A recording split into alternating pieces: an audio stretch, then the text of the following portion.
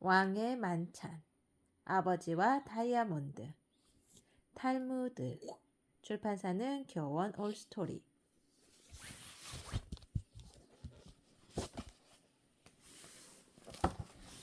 왕의 만찬.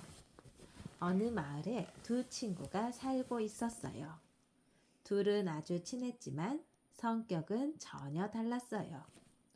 한 친구는 매사에 부지런하고 성실했지만 다른 한 친구는 게을러서 모든 일을 뒤로 미루기만 했지요.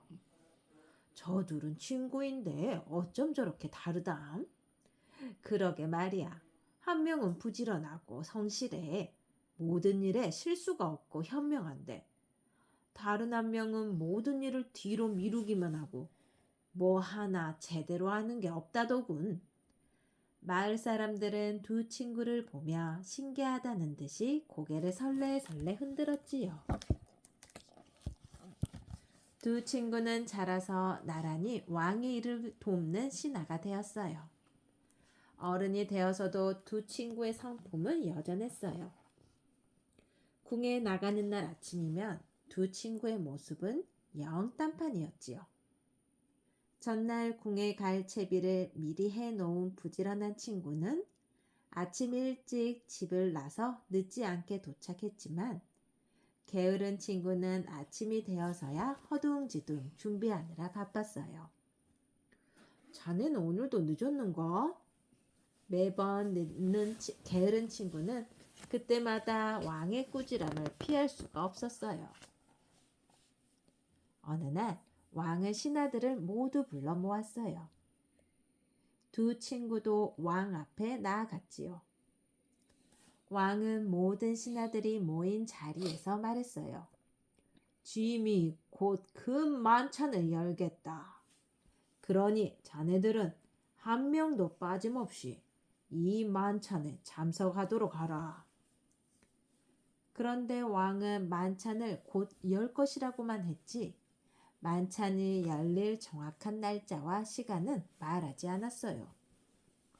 대체 언제 만찬을 여신다는 거지? 날짜와 시간을 말씀해 주시지 않으니 알 수가 있나? 왕이 하시는 말씀인데 꼬치꼬치 캐물을 수도 없고. 신하들은 모두들 어리둥절했지요. 부지런한 친구는 왕의 말을 듣고 생각했어요. 왕께서 곧 만찬을 열기로 하셨으니 언제든지 만찬에 참석할 수 있도록 미리 준비해야겠다. 집으로 돌아온 부지런한 친구는 이것저것 챙기기 시작했어요. 만찬 때 입고 갈 멋진 옷이며 왕을 위한 선물 등 부지런한 친구의 집은 만찬에 참석할 준비로 분주했지요. 그 모습을 지켜보던 게으른 친구는 혀를 차며 중얼거렸어요. 쯔쯔, 만찬이 언제 열릴 줄 알고 벌써 호들갑을 떠는 거야. 궁에서 만찬을 준비하려면 시간이 꽤 걸릴 텐데 말이야. 집으로 돌아온 게으른 친구는 침대에 벌러덩 누웠어요. 궁에는 잘 다녀오셨어요? 왕께서 무슨 일로 갑자기 신하들을 불러 모으신 거예요? 게으른 친구의 부인이 물었어요. 오, 왕께서 만찬을 여신다고 모두들 빠짐없이 참석하라고 하시더군. 그럼 만찬에 갈 준비를 해야겠네요. 서두를 필요 없어 부인. 아직 만찬 날짜도 정해지지 않았으니 말이요. 궁에서 만찬을 준비하려면 시간이 꽤 걸릴 거요. 난 피곤하니 이만 낮잠이나 자야겠소. 게으른 친구의 부인은 걱정스러운 듯 남편을 바라보았어요. 그런데 갑자기 왕의 만찬이 열린다는 소식이 전해졌어요. 미리 만찬에 참석할 준비를 마친 부지런한 친구는 멋진 옷을 입고 왕을 위해 준비했던 선물을 챙겨 일찌감치 궁을 향해 나섰어요. 하지만 아무런 준비를 하지 못한 게으른 친구는 갑작스러운 소식에 크게 당황했지요. 뭐? 오늘 만찬이 열린다고? 이를 어쩌지? 부인, 궁에 입고 갈 옷 좀 꺼내주시오.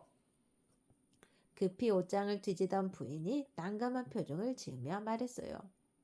예전에 궁에 들어가실 때 입으셨던 옷을 드리려고 했는데 옷이 찢어졌네요. 아, 참, 그때 못에 걸려 찢어졌는데 다음에 수선해야지 하고 깜빡 잊었군. 어서 그거라도 꺼내 주시오. 그런데 왕께 드릴 선물은 있어? 마땅한 게 없는데 얼른 구해볼게요. 시간이 되자 궁에서는 성대한 만찬이 시작되었어요. 일찍 집을 나선 부지런한 친구는 늦지 않게 궁에 도착해서 여유롭게 만찬을 즐길 수 있었지요.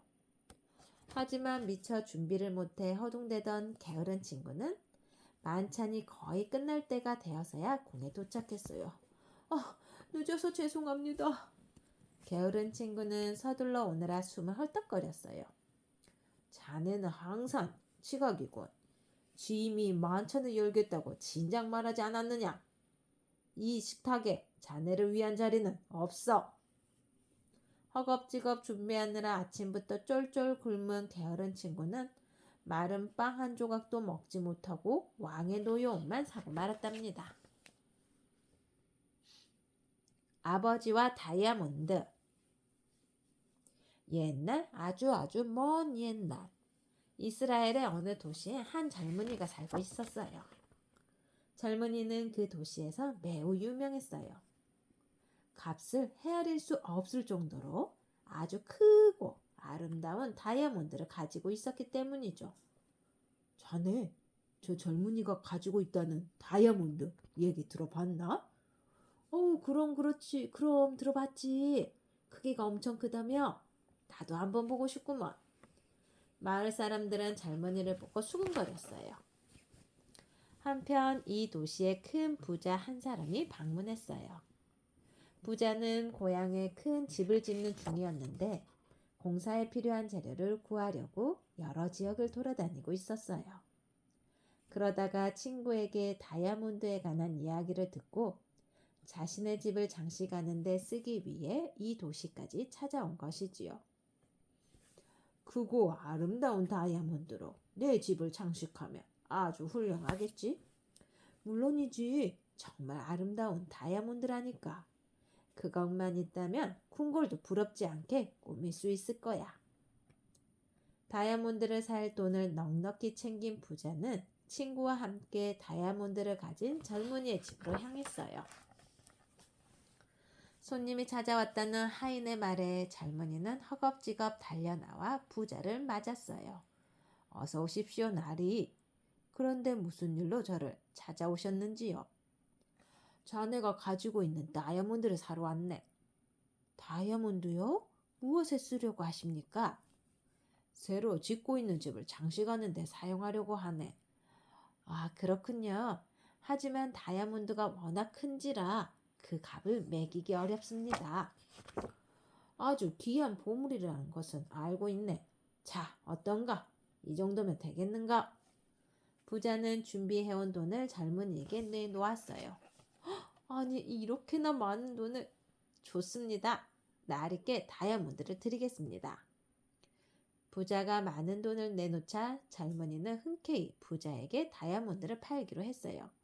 잠깐만 기다리십시오. 다이아몬드가 들어있는 금고의 열쇠를 아버님이 갖고 계십니다. 아버님께 말씀드리고 열쇠를 받아오겠습니다. 젊은이는 자리에서 일어나 아버지의 방으로 갔어요. 저 정도 값이면 아버님도 다이아몬드 파는 걸 좋아하실 거야. 아버지의 방에 들어선 젊은이는 멈칫했어요. 마침 아버지가 베개 밑에 금고 열쇠를 넣어둔 채 고온히 낮잠을 자고 있었기 때문이에요. 금고 열쇠를 꺼내기 위해서는 자고 있는 아버지를 깨워야 했지요. 이를 어쩌지? 지금 금고에서 다이아몬드를 꺼내야 비싼 값에 팔 수 있는데. 젊은이는 잠시 고민에 빠졌어요. 요 며칠 아버지가 도통 잠을 이루지 못했던 것을 아는 터라 더더욱 낮잠을 깨우는 것이 망설여졌지요. 아무리 좋은 조건에 다이아몬드를 팔 수 있다 하더라도 이렇게 곤히 주무시는 아버님을 깨우는 건 옳지 않아. 아버지 방에서 빈손으로 나온 젊은이는 부자에게 공손히 고개를 숙였어요. 나리, 죄송합니다. 다이아몬드를 나리께 팔 수 없겠습니다. 아니, 그게 무슨 소린가? 내가 가져온 돈이 부족한가? 아닙니다, 나리.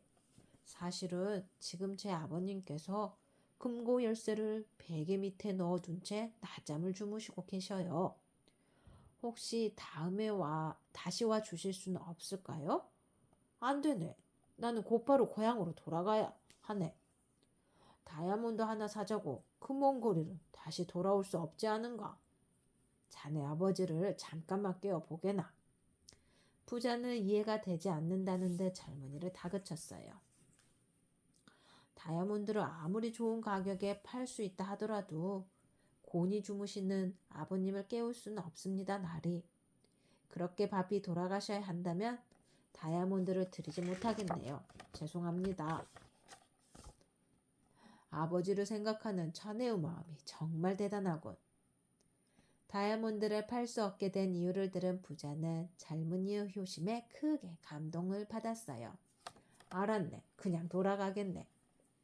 귀한 다이아몬드를 손에 놓지 못한 것은 참으로 아쉬운 일이지만 다이아몬드만큼 귀한 자네의 효심을 보았으니 아예 헛걸음을 한 것은 아니로군.